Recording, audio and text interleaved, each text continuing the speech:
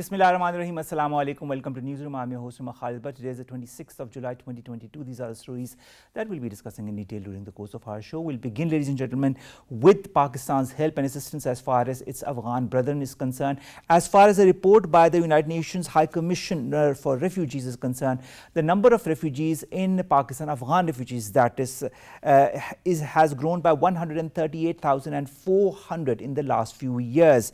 Now, which stands now at 4.2 million, or 19% of the global refugee population. Pakistan has been helping its Afghan brothers in the time of need. And in the last year alone, there has been a huge exodus of Afghans to Pakistan. We'll be discussing that in detail and, of course, the effects of that on Afghanistan as well as on Pakistan. This is our first segment. Our second story of the day, ladies and gentlemen, concerns the future of Iran's nuclear deal. Now, Iran has said in a statement that it has turned off all of its 2015 nuclear deal cameras with the IAEA that the IAEA had installed, and will only put them back on once the deal is restored in some form or the other. For the moment, the deal is in some kind of a limbo. We don't see any progress as far as that is concerned, and that is due to issues from both the sides, from the US side as well as from the Iranian side. This is going to be our second segment. Then we'll be discussing two pro-democracy activists who have been executed in Myanmar Junta, amongst 4 people. These, of course, activists were extremely popular within the public in Myanmar. And how is that going to bode as far as democracy or any signs thereof in Myanmar is concerned? This is going to be our third story. Then finally, we will be talking about Gaza, where femicide is on the rise, according to figures from the Women's Center for Legal Aid and Counseling, which is also a Palestinian civil rights group that has added to that as well. There are different women who are bearing the brunt of torture, whether it be due to COVID-19, whether it be due to the issues within Palestine. This is going to be our last story. Let's begin with our first segment. Our first segment concerns Afghanistan, Afghan refugees, and Pakistan, the number of which is increasing every year. More in the following report.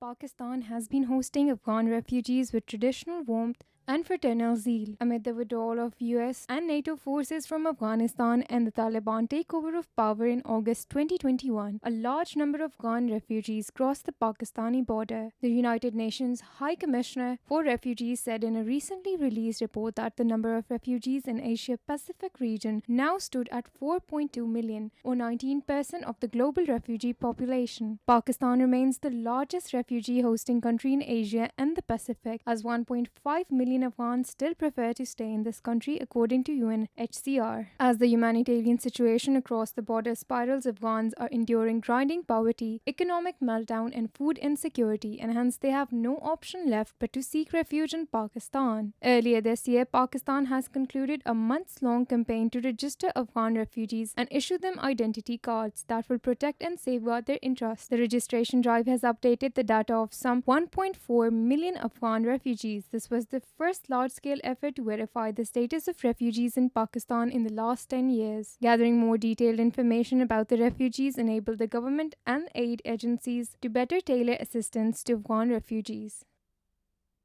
Then Saqib, former ambassador, joins us online. Sir, thank you very much to have joined us. The report by the UNHCR as far as the number of refugees that are increasing every year and stands at 4.2 million as we speak. Is this a staggering amount in your point of view? And secondly, what kind of impact is it going to have on Pakistan, which already, of course, adds to its current issues concerning the number of refugees in Pakistan? I think the situation, the humanitarian crisis, plus this refugee situation, it has gone from bad to worst. You are absolutely right. 4.2 million refugees only in Pakistan, the largest amount of refugees in Asia and Pacific region. Everyone knows about it, Omar. The problem is that they know it, but they are not taking cognizance of this fact that there is a humanitarian crisis in Afghanistan. Refugees is one major part of it. Now, I remember I read that report from United Nations Office for the Coordination of Humanitarian Affairs. I think it came out in March 2022 this year.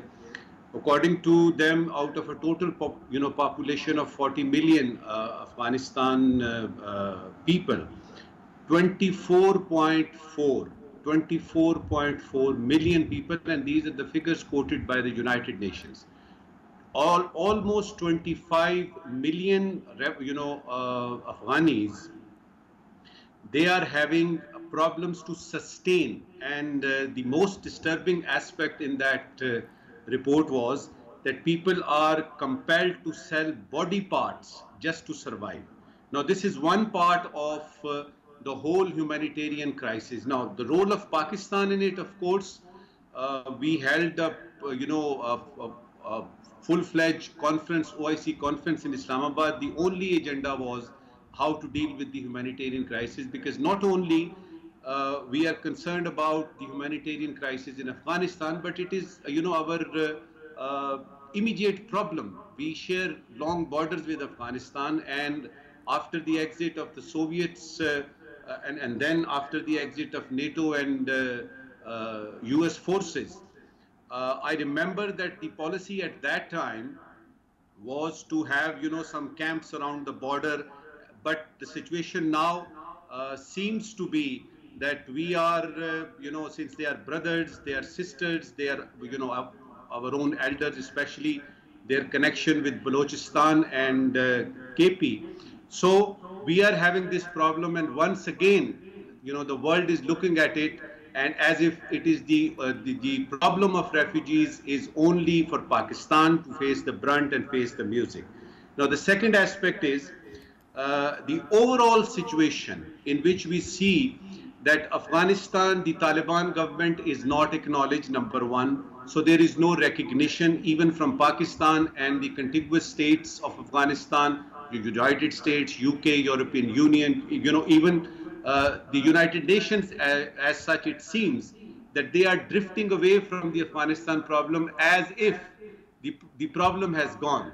Now, the bottom line here is, before we go any further, the bottom line here is that although the Western countries and the affluent countries and the United Nations, everyone pledged, millions of dollars for this humanitarian crisis, but somehow we do not see on the ground any actual aid coming into Pakistan to actually aid the Afghanis. And why is that? Because the world, especially the United States, led by United States, the European Union, all the affluent countries, they do not recognize Taliban. And if you do not recognize Taliban, how can you disperse, how can you disseminate this aid to the Afghani people? So I think we are back to square one. But for Pakistan, as you have very rightly pointed out, it is an existential problem. We are dealing with a lot of issues, and now this refugee issue is one big thing looming large in front of us. All right, Ambassador Saab, you talked about the aid not going to Afghanistan. I've talked to a lot of United Nations representatives in Pakistan. They say the aid is going, but it's not going with the same frivolous or aggressive posture as it needs to do, as it needs to be done. So, of course, one of the reasons, as you have ably pointed out, is because of the fact that the Taliban are not complying with the conditionalities that the West has put forward, especially when it comes to women's education or girls' education, or the women's rights are concerned. Nevertheless, what is also quite evident is the way Pakistan has been helping Afghanistan. Even if we put aside the refugee crisis for just a second, just the trade, just the talks on trade that have happened between Pakistan and Afghanistan are an example, a very solid example of the fact that Pakistan wants to build on its relationship with Afghanistan as it has in the past. What do you have to say on that? Look, Omar, if the actual pledges of aid to Afghanistan are actually materializing, you and I would have seen, some footage on the TV screen. Have we? The problem is that if you pledge, let's say, $560 million for the humanitarian crisis or related subjects, if you put in few thousands dollars and just to say that the aid is going in, to me, that is not, the sincerity and the honesty of the world community. Secondly, What about those $9.5 billion, $9.5 billion, the Afghan assets in cash, which are with But the Ambassador United Saab, States? of that we all know that a percentage will be given or has already been given to the victims of 9/11. All right. But you and I are on the same wavelength. What I'm saying is that the sincerity and the honesty of the world community.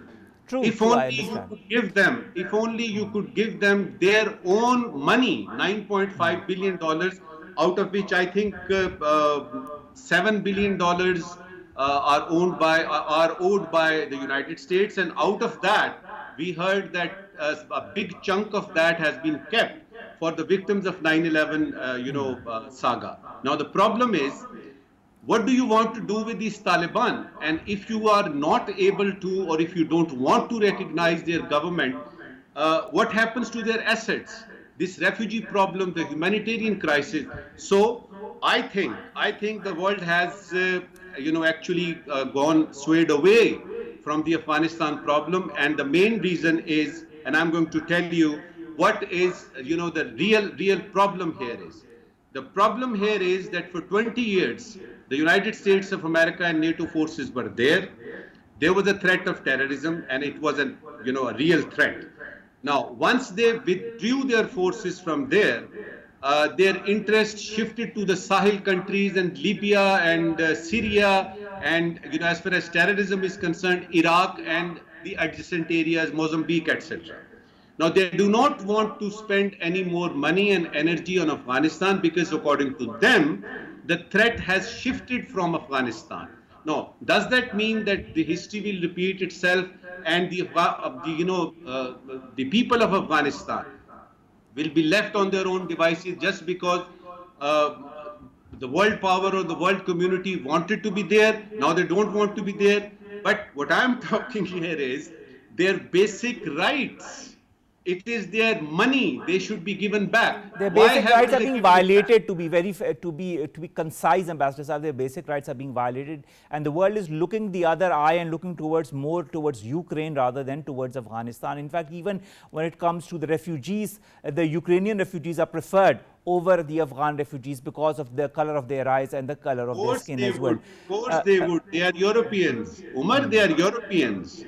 They belong there. And of course, the amount of money, energy, and resources that have been shifted to the war in Ukraine, there is absolutely no comparison. There absolutely no comparison of the world's focus on Ukraine or Afghanistan. What I'm saying is that this is a paradox that we have been seeing for ages, for decades.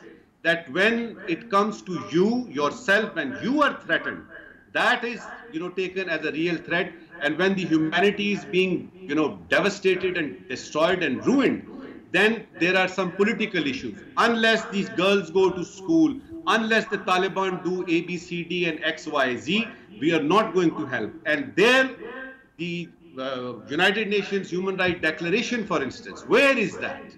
We are talking about humans here, and they are talking about human rights. Tell me one thing, if there are no humans, uh, what would we do with human rights? So That to is so me, true. That is so true, Ambassador Saab, and I understand your point of view as well as far as the humanity and the human rights are concerned, especially when it comes to Afghanistan, seeing the fact that the country is embroiled in an economic and humanitarian situation, not since now, not since a few weeks, but since a few months, and that the required efforts have not been made by the countries that matter, the countries that can make a change as far as the current conditionalities of Afghanistan are concerned. This said, any kind of issue that prevails in Afghanistan leads to other issues as well. Now, this humanitarian economic crisis is going to lead to drug trade, it's going to lead to increase in extremism, increase in violence, increase in terrorist activities, not within Afghanistan but also across the border. Doesn't the world also realize the repercussions of all of this? I wish that there was some sincerity and honesty for the world community They know it, Omar. They have more resources than we can ever imagine, how to gauge the situation, political, geostrategic, etc. Just before your program started, I saw this quotation from Rumi, and which said something like this: that when I was young, I wanted to change the world, but now I'm wiser and I want to change Change myself. myself, yes. I think the people of Afghanistan, especially the Taliban, have understood Rumi, and they are trying to have their own budget. They are trying to manage things, by being within their own resources. As far as Pakistan is concerned, with its meager resources, 4.2 million extra, burden on them, the refugees. I think Pakistan is doing its best, not only politically in the United Nations, multilaterally, bilaterally, because this is our problem. We can't change the geography. We can't take Pakistan from here to Latin America so that there are no refugees. We have to face it. And the good news is that the government of Pakistan and people of Pakistan are welcoming them once again. And how do we go about this? What will happen? Because we have our own issues, economic issues, political issues. So all this will keep on going unless and until the United Nations or the world community, particularly the United States and European Union, they actually find out a way how to deal with Taliban, because they tried for 20 years, they couldn't do anything. And the punishment mode is still going on. I do not see any kind of recipe for any solution to the Afghan problem until and unless there is some sanity which might prevail. If something drastic happens in Afghanistan once again and the world focus comes back to Afghanistan. Let's come to Pakistan and the efforts that Pakistan has been making as far as not only forging ties with Afghanistan is concerned, but also stabilizing Afghanistan. The trade talks, the fact that we are importing coal from Afghanistan, and of course we are not importing because we are paying money for that in exchange. So of course this kind of enhances one way or the other the economy of Afghanistan. Then of course the other venues that have been discussed during these recent talks that were held between the Pakistani and the Afghan side. Do you feel, coming to Pakistan, that Pakistan can bear the brunt of all these Afghan refugees, seeing the economic problems that Pakistan is itself embroiled in? And we see that the number of refugees are increasing with every year, and most of the refugees do not want to return to Afghanistan. Pakistan has already burnt its fingers as far as the Afghanistan problem is concerned. You would recall that there was a bill floated in the Senate, US Senate, that all those who helped Taliban to come to power, they will be taken to task also. What was that?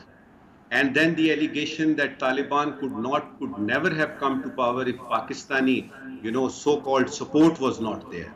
So it is a very delicate situation in which Pakistan would like to help their brethren, its brethren in Afghanistan, but we have to be extremely careful.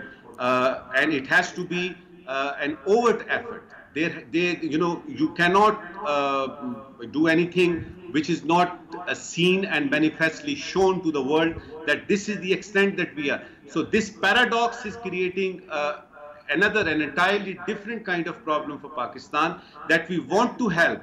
But the thing is that the West, the United States of America and the European Union and the big powers, even China, even Russia for that matter, they think that Pakistan has a lot to do with Afghanistan besides helping the people of Afghanistan. Now we have learned our lessons. We were helping the people of Afghanistan.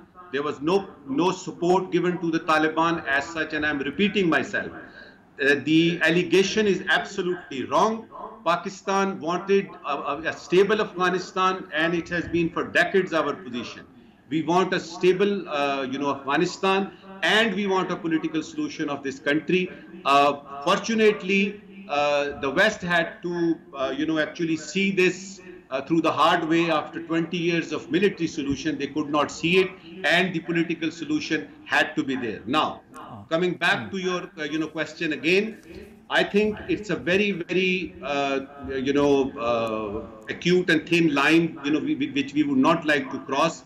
that we want to help our brethren in Afghanistan, but we do not want to be painted as such That is supporting true. the I mean, Taliban it's a delicate line, Ambassador Saab, that we have to toe, and we have been towing. The fact remains that Afghanistan is in a dire situation, in dire straits. Pakistan is helping. Pakistan is trying whatever it can. It is taking the number of refugees. The UNHCR report proves that. But it is time that the world also woke up to the complexities that concern Afghanistan and also Pakistan with this refugee issue that Pakistan has been confronted with since decades. The world needs to understand Pakistan's point of view, and the world needs to help both the countries Afghanistan and Pakistan as far as this refugee problem is concerned. Thank you very much, sir, Najam Saqib Saab, to have joined us. It was a pleasure talking to you about this very important crisis that is that concerns Pakistan and the refugees. The number of refugees that increase every single year, and the report by the UNHCR is ample proof of that. Coming to our second story, ladies and gentlemen, and that concerns the future of the Iranian nuclear deal. Iran says it is going to shut down all the IAE cameras. In fact, it has shut down all the IAEA cameras and says that they will only be reopened once some kind of a deal is reached as far as the JPO is concerned. What is the future of this deal? More in the following report. Negotiations between Iran and world powers have stalled since March over revival of landmark Iran nuclear deal. The 2015 deal aimed to prevent Iran from developing a nuclear bomb in exchange for the lifting of international sanctions. French President Emmanuel Macron told his Iranian counterpart, Ibrahim Raisi, over the phone that reviving the 2015 nuclear deal is still possible. Iran informed the International Atomic Energy Agency it had removed the equipment, including 27 cameras installed under the 2015 pact with the world powers, after the agency passed a resolution criticizing Tehran in June. Iran further emphasized that it will not be rushed into a quick deal reviving its faltering 2015 nuclear accord with the world powers. The International Atomic Energy Agency chief Rafael Grossi stated that Iran's nuclear program is galloping ahead, and the International Atomic Energy has very limited visibility into what is happening. Talks in Vienna that started in April 2021 to restore the deal have stalled since March amid the differences between Tehran and Washington on several issues. The two sides negotiated indirectly through the European Union coordinator. Qatar hosted indirect talks last month between the United States and Iran in a bid to get the Vienna process back on track. But those discussions broke up after 2 days without any breakthrough. Now, nuclear analyst Sitara Noor joins us online. Sitara, thank you very much to have joined us. It had been some time that we had talked on any issue whatsoever, and this is, of course, your speciality. Concerning the JCPOA and the fact that Iran has now turned off the IAE cameras, and also the concern that is being shown by the IAEA chief, Rafael Grossi, what, in your point of view, seems to be the future of JCPOA? So you see, thank you first of all for having me on the show again. And you rightly stated, I mean, in terms of how the developments are taking place, you rightly stated that there seems to be some sort of a lull. There seems to be some sort of no forward movement taking place right now, and this is also because, and if it would not be unfair to say that Iran nuclear deal currently is in a kind of indeterminate state. It's neither dead or nor alive, but certainly gasping for air, as the past few weeks and months have been very taxing and problematic. As you rightly pointed out in the beginning as well, that there seems to be a deadlock. And there definitely doesn't seem an easy way out of that deadlock, primarily because of the hardened position both the parties have taken, not just Iran, but also the United States. And as mentioned earlier, there was just recent attempt hosted by Qatar to kind of break this deadlock. But those 2 days negotiation did not yield any result, again, primarily because of the hardened positions both sides have been taking. And if we talk about those hardened positions, I think the Iranian demands have been that first of all, they need some guarantee that this about the deal's durability. That the US is not going to back off from this deal at any point of time once this deal is finalized, because it has done so in the past as well. Yes, basically they're seeking guarantees that the deal will not be reversed as easily the way President Trump did in 2018, and they need some certainty about the durability of the deal, basically. But this is not likely to happen because the kind of arrangement how the U.S. political system works, it is really hard for any president to give some solid guarantees that something would not be changed when the next president comes into the office, which is most likely going to be the Republican in the 2024 elections.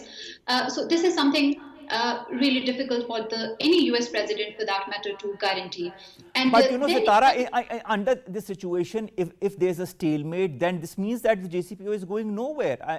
The way the US is standing on its side, the way Iran is standing on its side, then you all remember the little remark that came as far as the nuclear bomb was concerned by the Iranian side, and it was rubbished a few days later. It said that the fatwa on no nuclear arm production was still in place. But of course, it angers the West. It makes the West suspicious of the Iranian moves. What should Iran do in order to more or less comply with what the West is asking? It's not just on Iran that Iran has to do something which would actually would give it a necessary push. It's, I think, equally on the US side, because the major success of President Obama in securing the deal in the first place was insulating it from all other problems, because US and Iran has had a number of issues in the past, and they continue to have the number of issues as well. But the success, why they secured the deal in the first place, was because it was very narrowly focusing only on the nuclear issues. And this is what President Obama's smartness was in getting the deal done in the first place. And now the problem arises when you put on so many additional demands on the deal. This is from the Iranian side, but essentially this is from the American side, because they tried to bring in the issues which were not necessarily essentially part of the deal to begin with. And that was Iran's major criticism. And since it was the US who had pulled out of the deal, so Iran is in a more stronger position to demand that US has to come back as this in the same status where it left. And this is becoming a stumbling block, because although President Biden, this was one of his during his presidential campaign, this was one of his commitment that he would restore the deal. But so far he hasn't been able to do, because of the political costs attached to this decision. Because if he takes that decision, there would be huge political ramifications for his... Let's talk about the political cost for Iran in the wake of the remark as far as the nuclear bomb is concerned.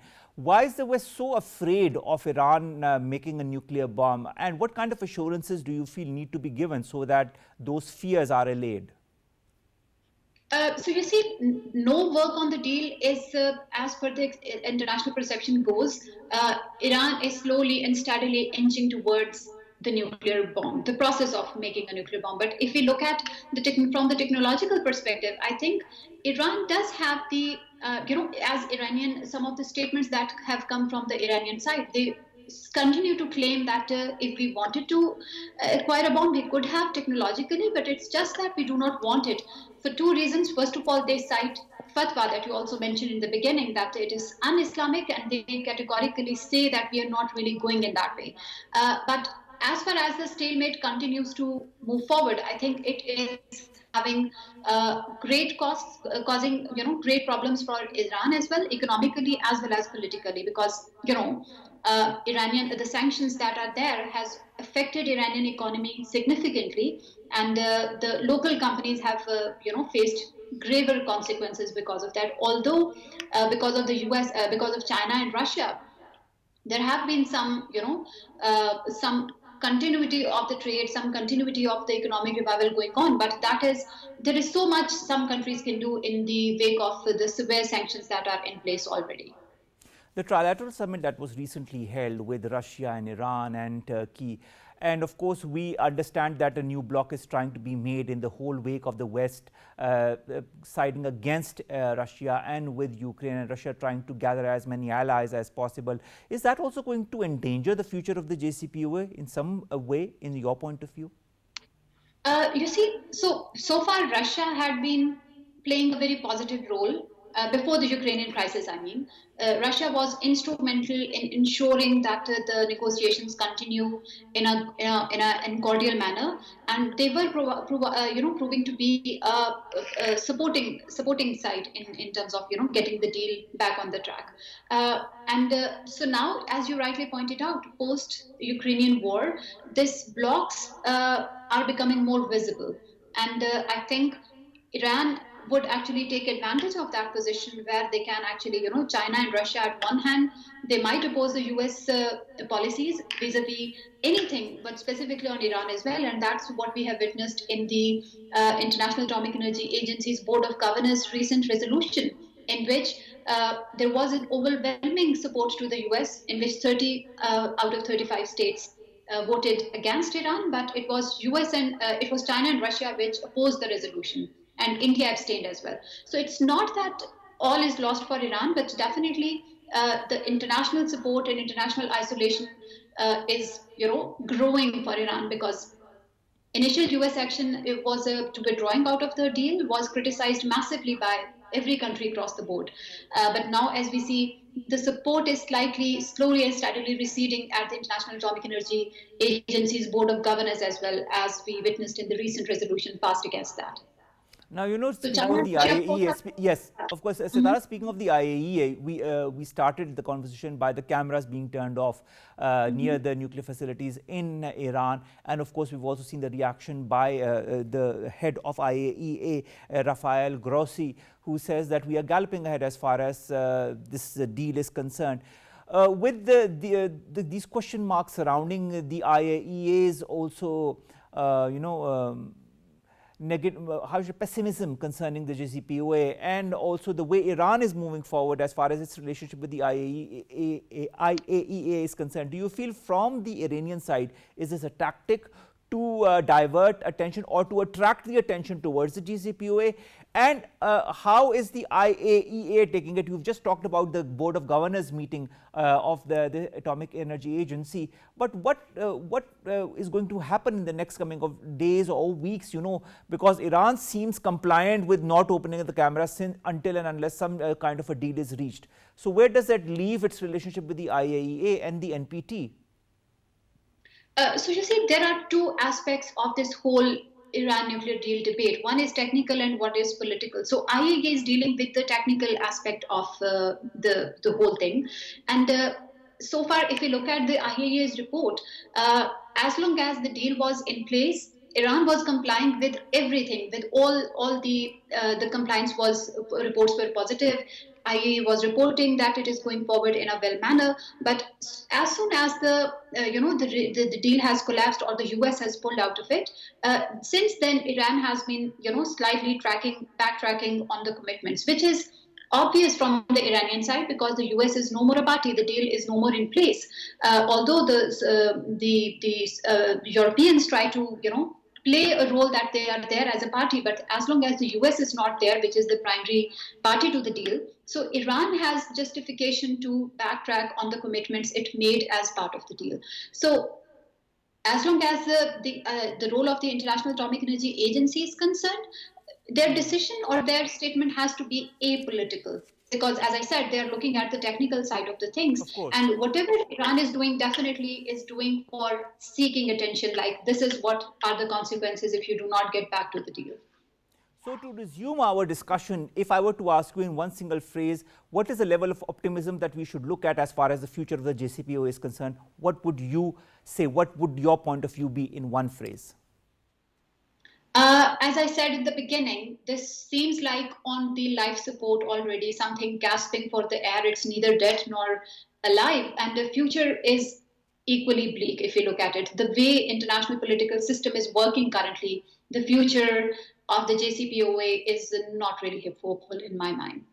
Thank you very much, Sitara. Noor, defense analyst as well as nuclear analyst, talking to us on the future of the JCPOA in the wake of the IAEA cameras being shut off by Iran, as well as the IAEA chief's comment as far as the way this deal is moving forward. And of course, there are different question marks and different aspersions from both the sides, from the US side and the Iranian side as far as this deal is concerned. Thank you very much, Sitara, Noor, to have joined us for this very important segment.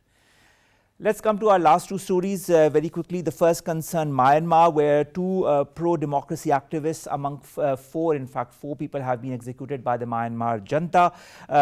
These include a former lawmaker from Aung San Suu Kyi's party, a prominent activist, and of course these two have been quite well known and loved by the people as far as Myanmar is concerned. The diplomatic reactions have also come, whether it be from Japan, from France, from the United States, from the United Nations Human Rights Chief Michelle Bachelet, United Nations rights workers, and Myanmar expert Richard Horsey of the International Crisis Group, that said that the executions were an outrageous act and one that will create political shockwaves now and for a long time to come.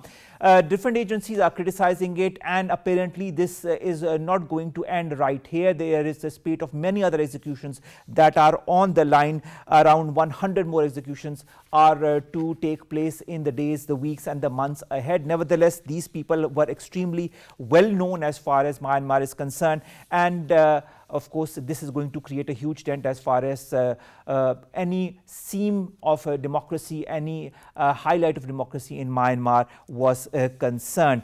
This is, of course, Amnesty International, as I've said, that around 100 others are currently on death row after being convicted in junta courts. And the two who have been convicted, the two important, are Fo Zia Thao and Kwa Min Yu.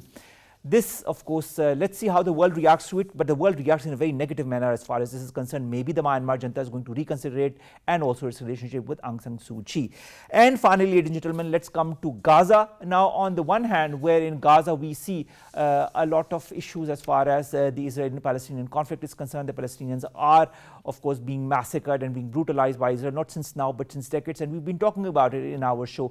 But one of the repercussions of COVID-19 as well as this crisis is the way femicide is on the increase. Femicide is the way women and children are being subjected to violence and are being killed. You can see the pictures in the parallel window as well. 17-year-old Istabrak Baraka fell pregnant, and then, of course, she was killed by her husband due to severe beating, which caused bleeding on the brain and lungs and broken limbs. The parents still talk about it, but nothing is being done about it. The cases are there, cases are registered, but not much happens as far as the proceedings are concerned. On the one hand, there is this non-commitment by the judiciary within Palestine. On the other hand, there's also the fear within the women who are subject to violence and beatings, that if they go to the court, that their family ties will not remain the same. So most of them continue to persevere in such relationships.